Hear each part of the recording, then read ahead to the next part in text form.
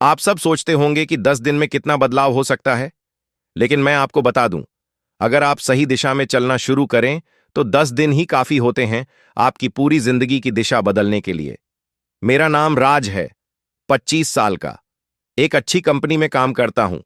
Salary ठीक ठाक है, घर भी अच्छा है, माता पिता हैं, एक छोटा भाई है। बाहर से देखें तो मेरी जिंदगी बिल्कुल ठीक है, लेकिन एक छोटी सी समस्या है। हाँ, एक ही समस्या नहीं, कई समस्याएं हैं, और सभी की जड़ एक ही चीज में है, मेरा फोन। मैं सुबह 5:30 बजे जागता हूं। आंख खुलते ही क्या करता हूं? फोन देखता हूं। क्या देखता हूं? Instagram, WhatsApp, YouTube. रात को सोने से 30 मिनट पहले तक फोन में उलझा रहता हूं। और बीच में खाना खाते हुए फोन, ऑफिस जाते हुए फोन, बाथरूम में फोन, सब जगह फोन। ऑफिस में भी देखता हूं। एक बार काम करो, फिर फोन निकालो, फिर काम करो, फिर फोन। यह सिलसिला पूरे दिन चलता है। मेरे बॉस को भी शक है कि मैं असल में क्या कर रहा हूं। पर सबसे बड़ी समस्या घर में है। मेरी मां घर का खाना बनाती हैं, मेरे पिता अपना काम करते हैं, मेरा भाई स्कूल जाता है, और मैं बस अपने फोन में उलझा रहता हूं। एक दिन की बात है, घर में सब लोग बैठे थे, माँ बाप, भाई और मैं। खाना टेबल पर था, लेकिन किसी का ध्यान खाने पर नहीं था। माता पिता अपने फोन में थे, भाई अपने में, और मैं अपने में। हम एक दूसरे को देख रहे थे, पर एक दूसरे की बात नहीं सुन रहे थे। खाना खत्म होने के बाद मेरी मां चुपचाप उठ गईं। मैंने देखा उनकी आंखों में कुछ उदासी थी। उस दिन रात को मेरी मां मेरे कमरे में आईं। बेटा, क्या मैं तुमसे एक सवाल पूछूं? उन्होंने पूछा। जी मां। हाँ। क्या तुम्हें याद है कि आखिरी बार तुमने मेरी बात सुनी थी? असली में सुनी थी, बिना फोन देखे, जब तुम मेरी आंखों में देखते थे और मेरी बात को समझते थे? मुझे जवाब नहीं आया। मैं तुम्हें बचपन से देखती आई हूं। तुम बहुत संवेदनशील हो, बहुत अच्छे दिल के हो, पर पिछले साल में तुम कहीं खो गए हो। ये फोन, ये तुम्हें मुझसे दूर कर गया है। मेरी मां की बात सुनकर मेरे अंदर कुछ टूट गया। और हां, तुम्हारा भाई, वह स्कूल में परेशान है।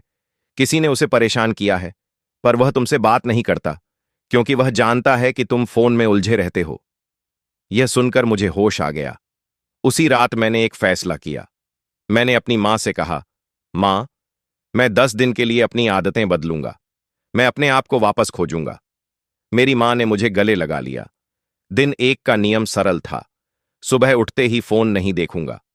पहले 30 मिनट अपने लिए होंगे, सिर्फ मेरे लिए।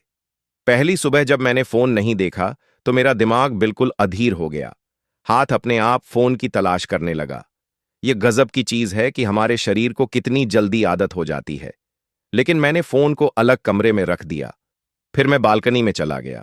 बाहर बैठते ही क्या महसूस हुआ? सूरज निकल रहा था, धीरे धीरे, लाल लाल, और उसके साथ ही मेरे शहर की आवाजें।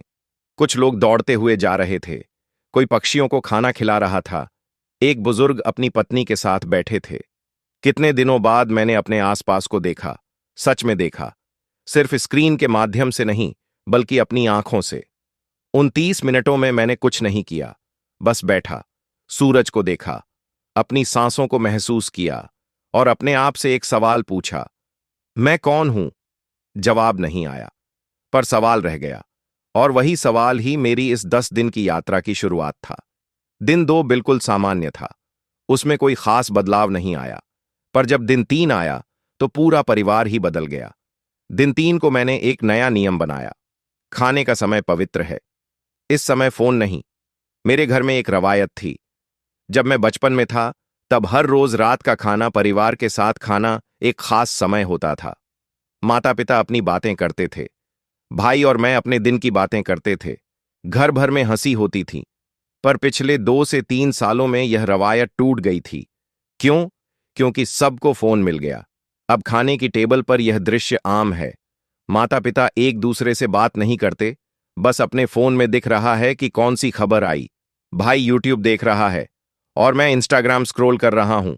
दिन 3 को मैंने घर आते ही सबको बताया, आज हम सब मिलकर खाना खाएंगे, बिना फोन के। मेरे पिता को थोड़ा अजीब लगा, लेकिन उन्होंने आपत्ति नहीं की। खाने का समय आया, मेरी मां ने खाना निकाला, हम सब टेबल पर बैठे। पहले तो बहुत अजीब लगा, क्योंकि अब हमें सीधे एक दूसरे का चेहरा देखना था। हम थे, पर हम अलग अलग थे। फिर मेरी माँ ने बस यूं ही पूछ लिया, तुम्हारे स्कूल में सब ठीक है ना बेटा? मेरे भाई से। भाई ने कुछ पल के लिए सोचा, फिर उसने माँ की आंखों में देखा। वो पल, वह बहुत महत्वपूर्ण पल था। भाई की आंखों में आंसू दिखाई दिए। माँ, मेरे साथ कुछ लड़कों ने स्कूल में बुरा व्यवहार किया है। वह वह मेरे सामने बहुत बुरे शब्द बोलते हैं, और मैं बस डर जाता हूं। घर में एक सन्नाटा छा गया। मेरी मां की आंखें तुरंत भर गईं। वह अपने बेटे के पास गईं और उसे गले लगा लिया। मेरे पिता क्रोधित दिख रहे थे, और मैं अपने आप से बहुत शर्मिंदा महसूस कर रहा था। मेरे भाई के साथ यह सब महीनों से हो रहा था, और मैं क्या कर रहा था? अपने फोन में इंस्टाग्राम की रील्स देख रहा था। उसी रात खाना खत्म होने के बाद मैं और मेरा भाई अपने कमरे में बैठ गए। भाई, क्यों नहीं तुमने मुझसे पहले बताया? क्योंकि तुम हमेशा फोन देखते हो भाई। मुझे लगता था कि तुम मुझसे प्यार नहीं करते। यह सुनकर मेरा दिल टुकड़े हो गया। मैंने अपने भाई को बताया कि स्कूल में मेरे साथ भी ऐसा ही हुआ था। मैंने उसे बताया कि कैसे मैंने उन लड़कों को अपनी ताकत दिखाई थी, कैसे मैंने अपना आत्मविश्वास वापस पाया था, और सबसे महत्वपूर्ण, मैंने उसे बताया कि वह अकेला नहीं है। उस रात मेरा भाई सो गया मेरे कंधे पर, और मैं सोचता रहा कि अगर मैंने अपने फोन को दूर न किया होता तो मेरा भाई शायद किसी गलत कदम का शिकार हो सकता था। अगली सुबह मेरे पिता स्कूल गए। उन्होंने सिद्धांतपूर्वक बात की, हेडमास्टर को सब कुछ बताया, और जिन लड़कों ने मेरे भाई को परेशान किया था उन्हें कड़ी चेतावनी दी गई। उस दिन घर में एक अलग तरह की खुशी थी, छोटी छोटी खुशी, जो असल में बहुत बड़ी खुशी थी। मेरी मां ने मुझे आलिंगन किया और कहा, बेटा, मुझे तुम्हारी जवानी में यह बात दिख रही है कि तुम अभी भी वो राज हो जो मैंने बचपन में पाला था। तुम्हारा दिल अभी भी अच्छा है। दिन 4 एक शांत दिन था। कुछ खास बदलाव नहीं हुआ, पर मेरे अंदर कुछ शांति आने लगी थी। अब तक मेरी बेचैनी कम हो गई थी।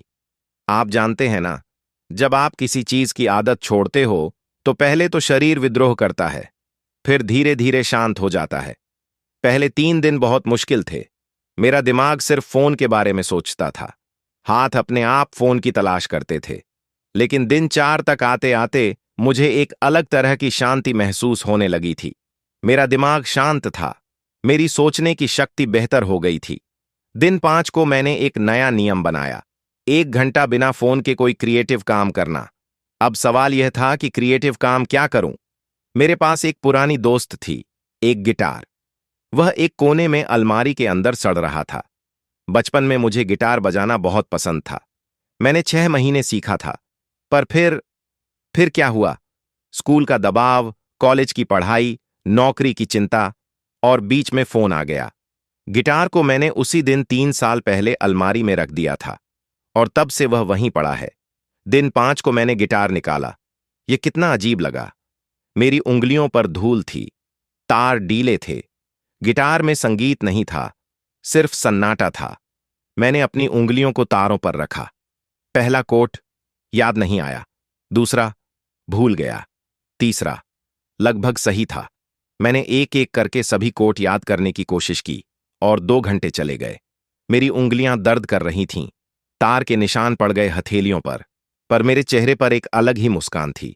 तीसरे घंटे में मैं एक एक करके सरल गीत बजाने लगा, बचपन में सीखा हुआ गीत। पहली बार मैंने सुना अपनी आवाज को असली में, बिना किसी फोन की स्क्रीन को छोड़कर। इतने में मेरे पिता कमरे के बाहर आ गए। यह आवाज, क्या तुम गिटार बजा रहे हो? जी पापा। वह कमरे में आ गए और मेरे बगल में बैठ गए। मैंने देखा कि उनकी आंखों में कुछ भावनाएं थीं। तुम कितने बड़े हो गए बेटा? ये तो मैं भूल गया था कि तुम गिटार भी बजाते हो। मैं भी भूल गया था पापा, 3 साल में। हाँ, और तुम जानते हो, यह हमारे जमाने में एक बहुत बड़ी बात थी, किसी को गिटार आता हो। लड़कियों को यह बहुत पसंद आता था। पापा की बात सुनकर मैं हंस पड़ा। पापा, अब जमाना बदल गया। अब लड़कियों को देखना है कि लड़का इंस्टाग्राम पर कितने फॉलोअर्स रखता है। हाँ, यह तो है। पर बेटा, मैं तुम्हें कुछ कहना चाहता हूं। मेरे पिता ने अपनी कुर्सी पर बैठते हुए कहा। मैंने तुम्हें देखा है 3 सालों से। तुम धीरे धीरे खो रहे थे। तुम्हारा जो असली रूप था वह फोन के पीछे कहीं दब गया था। पर आजकल मैं देख रहा हूं कि तुम फिर से मिल रहे हो अपने आप को। यह सुनकर मेरे अंदर एक अलग ही भावना जगी। पापा, मैं यह सब क्यों नहीं समझा सके पहले?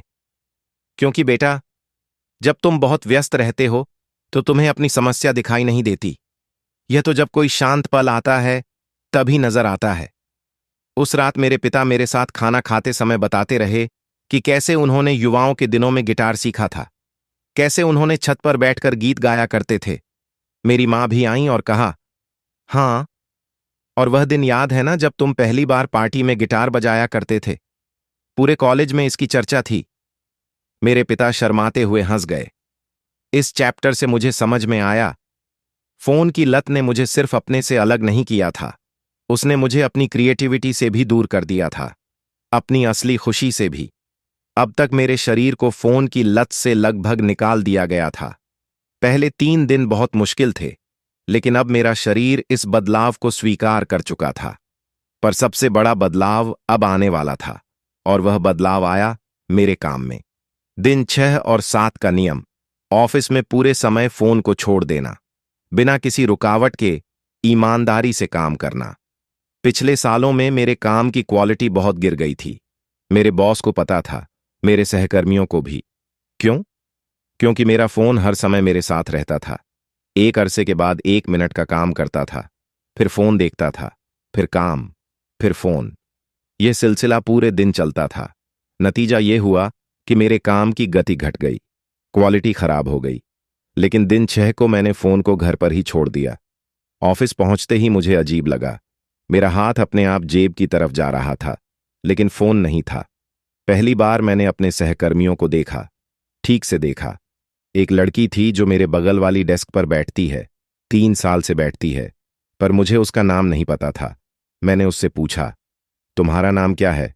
उसे अजीब लगा। आनू, मैं 3 साल से यहां हूं राज। हाँ, मुझे पता है।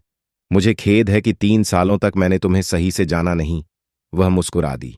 बस ऐसे ही सब लोग अपने फोन में उलझे रहते हैं। उसका यह कहना बहुत सच था। दिन 6 को पूरे 8 घंटे मैंने बिना फोन के काम किया।